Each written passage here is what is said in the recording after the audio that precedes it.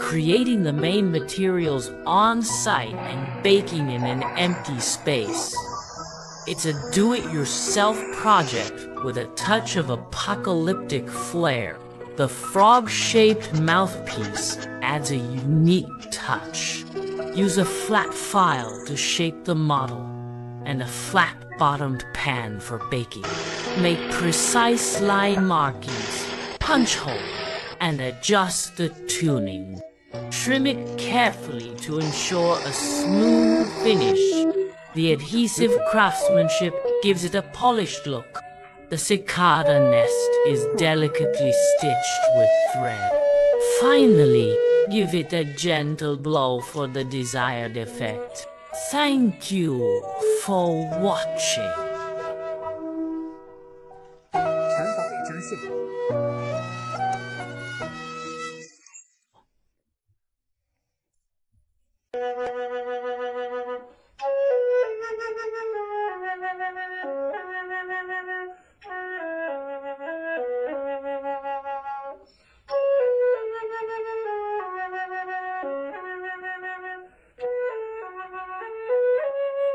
To make incense, the first step is to prepare the materials. There are many types of materials available, including the ones I have on hand, such as bamboo, butterfly spots, and noble materials. Usually, for materials like these, we are suitable for making men's incense.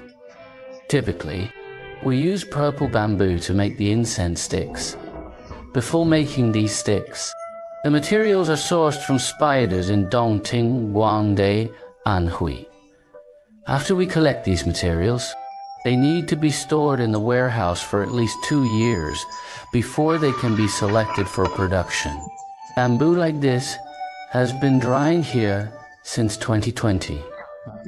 We can then select it to make the incense sticks.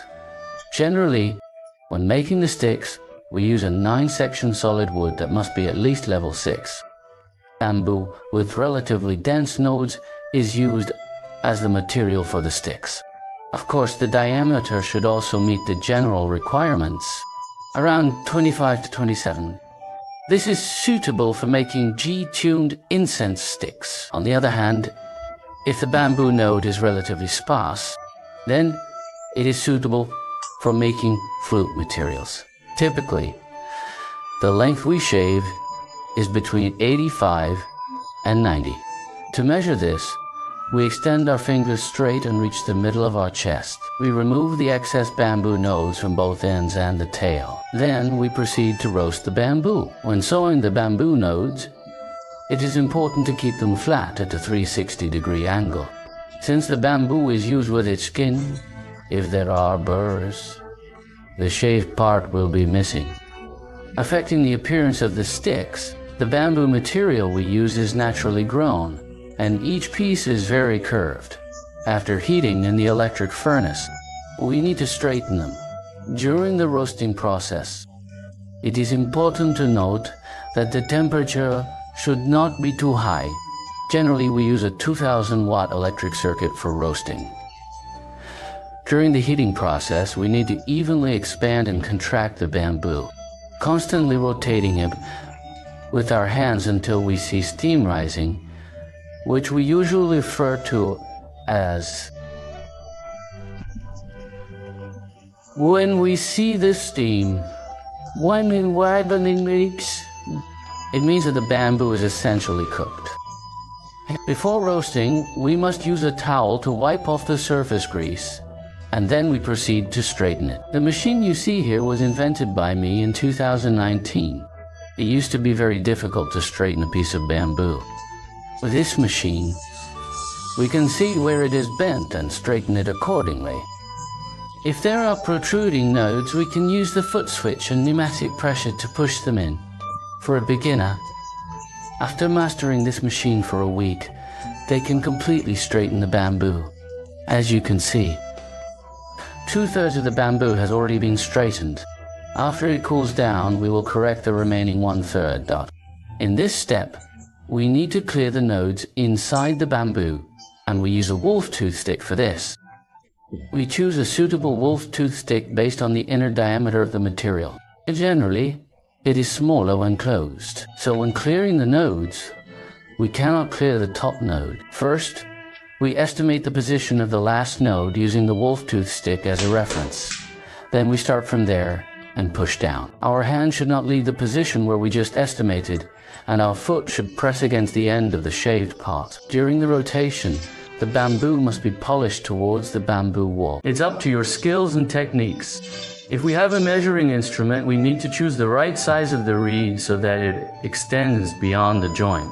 This way, when we play the bamboo flute, the joint will be smooth. When operating the machine, it's important to remember not to wear gloves. While pressing down on the bamboo, we need to continuously rotate it and polish every side of the joints. If there are no bumps on our hands during this process, it means the joints are smooth. So, which joint is the most difficult to smooth? It's the last joint of the bamboo. This step is actually about marking. First, we draw a straight line to determine the position of the finger holes.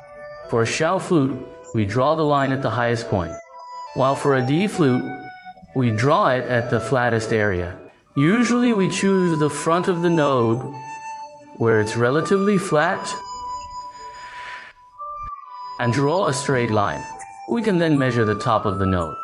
If the node is 17 milliliti, it means the flute is in the key of G, and the distance from the top to the sound hole should be 525, 5 millimeter.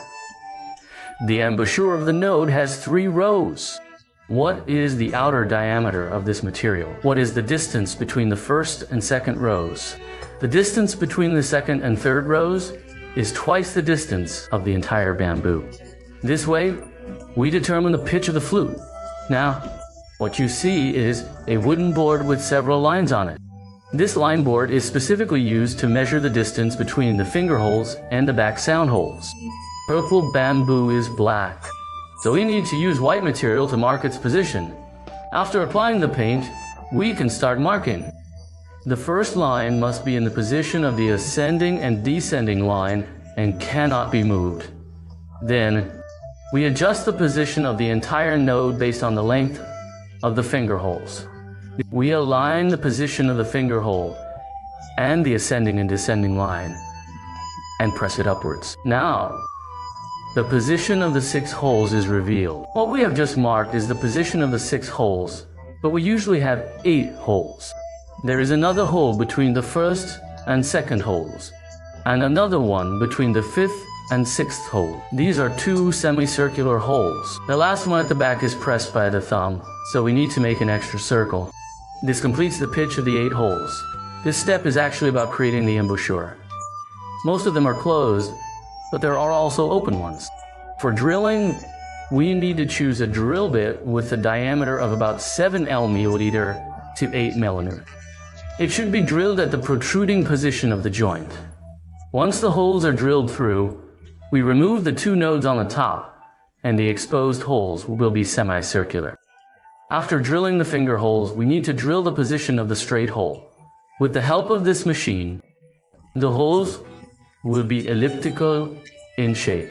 The straight hole of the node should be slightly narrower than the straight hole of the flute. The diameter of the fine-tuned straight hole should be around 9 millimeter, as you can see. All the positions of the 8 holes have been marked. We have already made the semicircular shape of the straight hole. This step is to shape the position of the embouchure. We need to remove the excess parts of the notches on both sides, creating a trapezoidal shape. First, we need to remove the pork inside and shape it into a T shape on both sides. The notches should not be too large. Also, we can adjust the size of the notches while testing the airflow resistance. After inspecting the flute, we can determine whether the inside is dry or not. However, there are still many small bamboo crumbs inside, so we need to use a large iron rod wrapped in sandpaper to clean the inside by polishing away these crumbs. This will make it easier for us to tune the flute and achieve more accurate pitches. Before tuning, we need to test the pitch. We adjust the size of the blowhole based on the pitch and also adjust the relationship between each note and the English language, as well as the intervals between octaves. If the pitch is too low, we can dig the blowhole deeper to raise the pitch. If the pitch between the holes is not accurate, we can adjust the size of individual holes to fix the interval relationship. After tuning, we manually fine-tune the holes, removing any burrs or rough edges inside. We also smooth out any rough spots on the bamboo nodes. Speaking of which, the position of the holes is determined based on the length of the material and the density of the bamboo nodes. We cannot arbitrarily move the holes up or down, as it would affect the pitch and overall performance. During production, we polish the entire bamboo node. After tuning, the inner chamber of the hole is left untreated. Therefore, we apply a layer of varnish to the inner chamber to protect against insects and mold. To do this, we use a small bamboo sponge and dip it in a solution made from pear juice. We apply the solution inside the hole to smooth out any imperfections. Once the varnish is dry, we move on to the exterior polishing. We use fine sandpaper to remove any residual stains or marks on the surface of the bamboo. This gives the flute a brighter and smoother finish.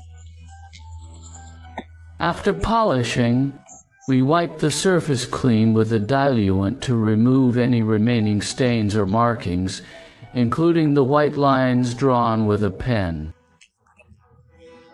Now, it's time for the final step, polishing. We use two types of polish, red wax and white wax. The flute is pressed against a polishing disc and rolled forward to ensure that every part is evenly polished. After 2 rounds of polishing, using red wax and then white wax, the flute is ready. We make any final adjustments, cleaning up any small stains or residues that may remain in the holes. We also remove any excess wax from the edges of the holes, ensuring that each hole produces a clear and sensitive sound. After going through dozens of production processes, the flute is almost complete. As a final touch, we engrave the name or logo of the maker on the flute, according to the customer's preference or the desired level of craftsmanship. This not only serves as a certification and guarantee of the flute's quality, but also builds trust with customers who appreciate our products.